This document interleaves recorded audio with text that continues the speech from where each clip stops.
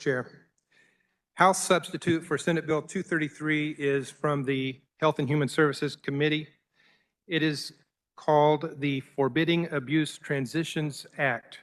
The act prohibits gender transitioning for children 17 years old and under who experience a gender dysphoria.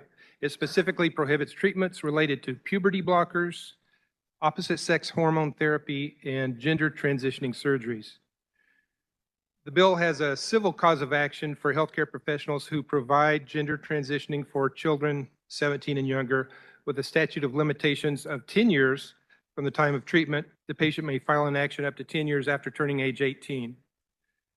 In addition, the provider shall be subject to discipline from their appropriate licensing authority. Malpractice insurance coverage will no longer be extended to those who provide gender transition treatments. In committee, there were amendments to reduce the statute of limitations from 30 years to 10 years, also for 10 years after the patient turns 18. Also, the amendment changed the word may to shall as far as actions by the appropriate licensing agency or licensing board. And also there was removal of Section 3, which dealt with informed consent. No fiscal impact on the fiscal note.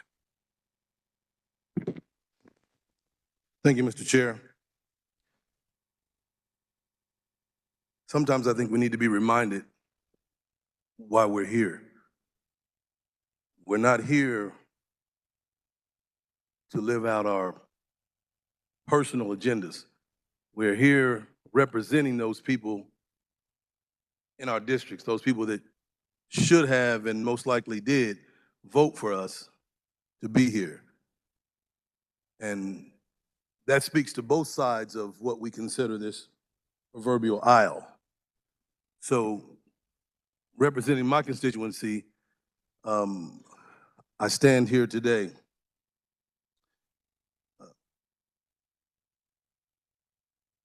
there are a lot of other things that I think are, issues with this particular bill, but I won't get into those. Punishing the healthcare provider for, doing his job. I've always had an issue with things like that, but that's not even what I'm going to speak on here today. I think it's been made very clear by almost everybody who's been up here speaking that this is questionable. I mean, is this something that can be reversed? Is it, we're not sure, right? So then that means we'd have to be smart enough to make a decision for other people. And statistically speaking, when it comes to being smart or intelligent based on an IQ test, I'm going to outscore about 85% of you in here. And I know that I'm not smart enough to make this decision. So this decision should ride with those parents. I don't think this body should be the responsible party for making these sort of decisions. And I'll tell you what this leads to, because I can remember when there was a time that there was a group of individuals that looked much like this. And they decided that there were a group of children that were savages, that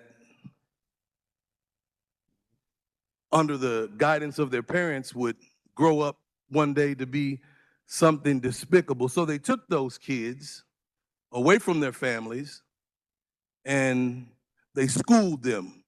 You'll know those children because we refer to them now as Native American, the Navajo, the Pueblo.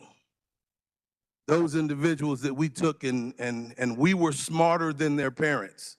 So we took them and schooled them so that we could raise them to be what we considered to be upstanding members of this society.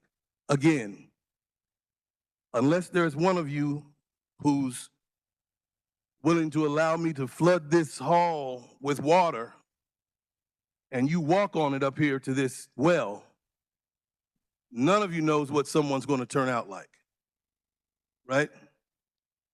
I'm not Jesus, and you certainly aren't either.